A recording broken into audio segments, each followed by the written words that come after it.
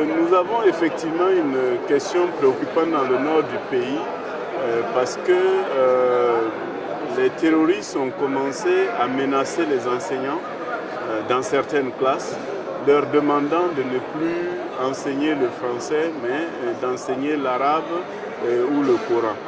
C'est un fait que l'État burkinabé a pris très au sérieux.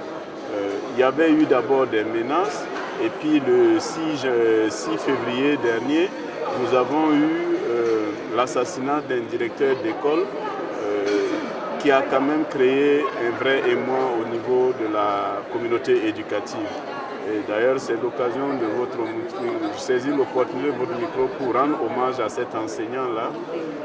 Mais au-delà de ce qui est arrivé, cette question du terrorisme a pris une certaine ampleur dans la sous-région, malgré tous les efforts que font les pays.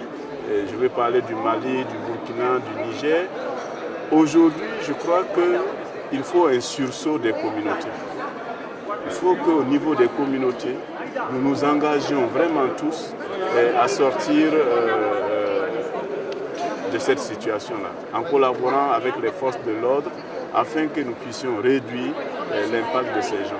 Les autorités au plus haut niveau ont vraiment décidé du renfort en force de défense pour vraiment resécuriser surtout toute la bande frontalière avec le Mali, afin de permettre aux enseignants d'être un peu plus tranquilles et de jouer leur mission. Parce que comme je le dis souvent, l'école est vraiment le seul rempart qui peut gagner définitivement cette lutte contre le terrorisme. La triennale de l'ADEA, c'est pour nous une grande opportunité pour surtout apprendre des expériences des autres pays dans les différents sous-secteurs que nous avons en gestion.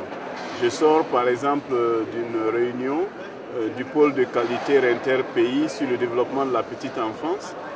C'est un sous-secteur que nous sommes en train de planifier au Burkina.